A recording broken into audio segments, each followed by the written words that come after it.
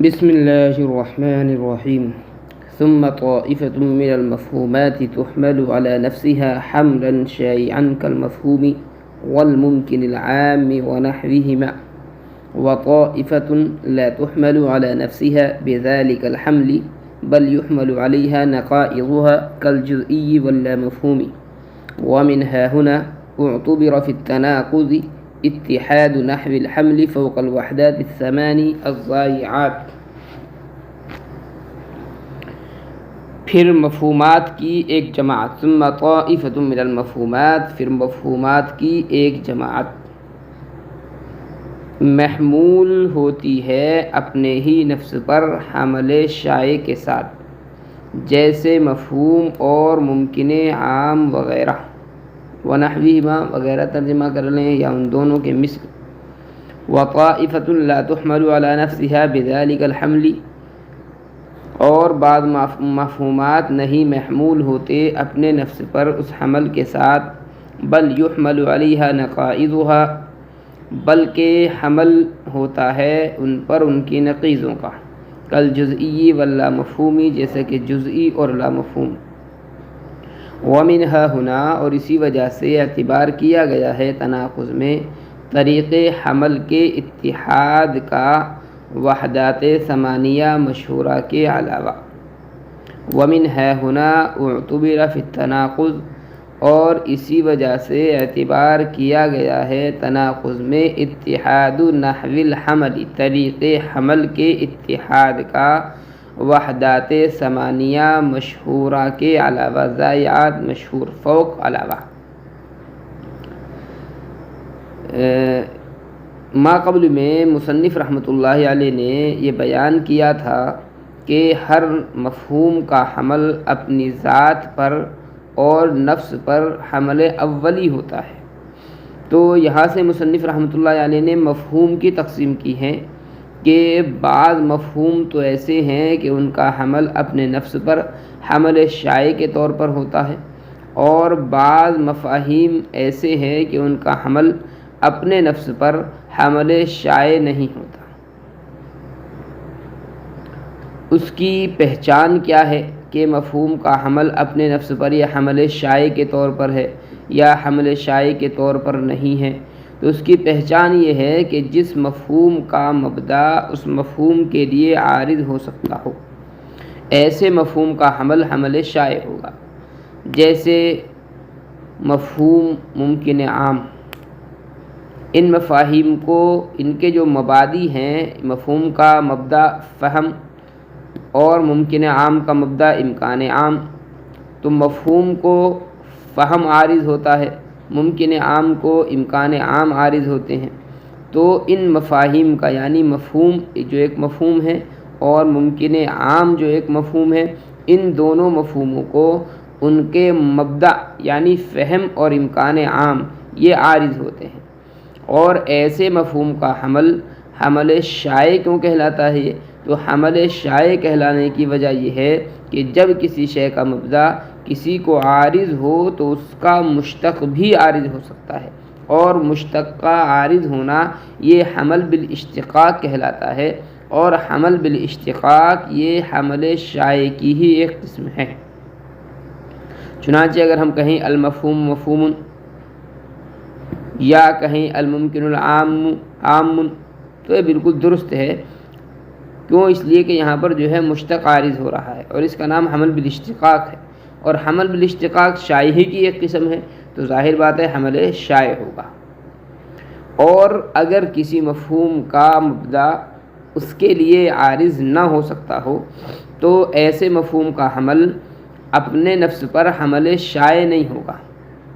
بلکہ اس مفہوم کی نقیض کا حمل اس کے اوپر حمل شائع کے طور پر ہوگا. جیسے الجزئی اور اللامفہوم، یہ دو مفہوم ہے، ایک الجزئی اور ایک اللامفہوم. یہاں جزئی کا جو مبدا ہے وہ ہے جزئیت، اور جزئیت جو ہے یہ جزئی کو عارض نہیں ہو سکتی. تو مبدا جو ہے وہ مفہوم کو عارض نہیں ہو سکتا. اچھا، جزئیت یا جزئی کو عارض کیوں نہیں ہو سکتی؟ کیونکہ جزئی نام ہے ما یمتنع فرض صدقہ علی کثیرین کا، یعنی جس کے کثیرین پر صادق آنے کو فرض کرنا ممتنع ہو، اور یہ معنی تو بہت سارے افراد میں صادق آتے ہیں، تو اس لیے جزئی کے معنی جزئی نہیں رہے بلکہ خود کلی ہو گئے، لہذا اب الجزئی جزئی کہنا درست نہیں ہوگا بلکہ الجزئی کلی کہیں گے، یعنی جزئی پر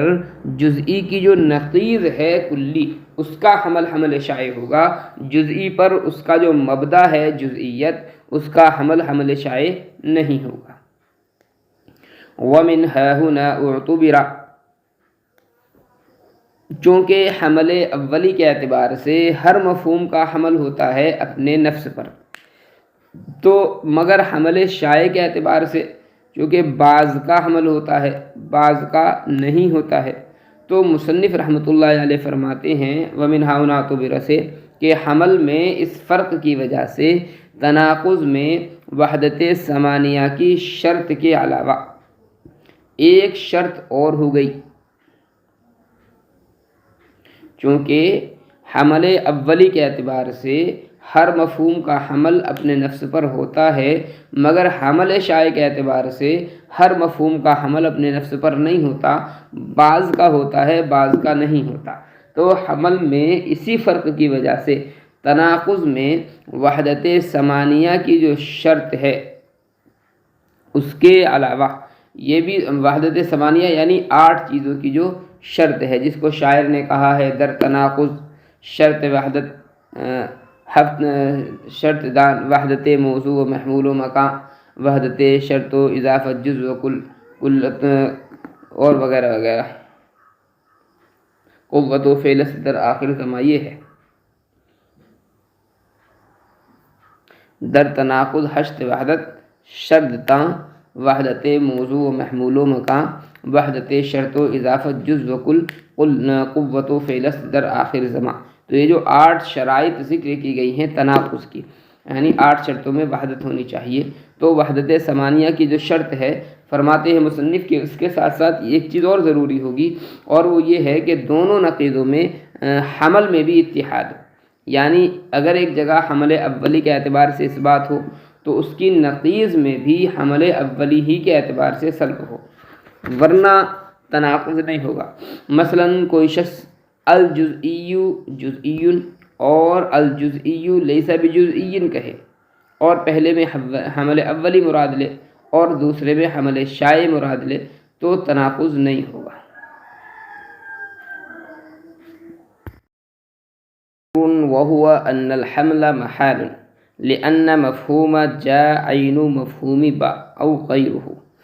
والعينية تنافي المغايرة والمغايرة تنافي الاتحاد، وحله أن التغاير من وجه لا ينافي الاتحاد من وجه آخر،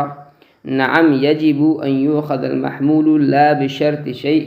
حتى يتصور فيه أمران۔ اور یہاں ایک مشہور شک ہے اور وہ یہ ہے کہ حمل محال ہے، اس لیے کہ جا کا مفہوم بعینہ با کا مفہوم ہے یا اس کا غیر ہے، والعینیت تنافی المغایرۃ، اور عینیت مغایرت کے منافی ہے، والمغایرۃ تنافی الاتحاد، اور مغایرت اتحاد کے منافی ہے، اور اس کا حل یہ ہے کہ لیا جائے محمول کو لا بشرط شے کے درجے میں، وحلہ، اور اس کا حل یہ ہے ان التغایر من وجہ لا ینافی الاتحاد من وجہ آخر، کہ تغایر من وجہ یہ منافی نہیں اتحاد من وجہ کے، نام ہاں واجب ہے کہ لیا جائے محمول کو لا بشرط شے کے درجے میں، حتی یتصور فیہ امران، تاکہ تصور کیا جا سکے اس میں دونوں چیزوں کا۔ مقام حمل میں یہ ایک اعتراض ہے جس کا مصنف رحمۃ اللہ علیہ نے جواب دیا ہے، اعتراض نقل کیا پھر جواب دیا ہے۔ اعتراض یہ ہے کہ حمل کرنا جو ہے یہ خود باطل ہے اور محال ہے، اور اس کی وجہ یہ ہے کہ مصنف نے حمل کی جو تعریف کی ہے وہ کی ہے اتحاد المتغایرین سے، یعنی 2 متغیر چیزوں کا متحد ہو جانا۔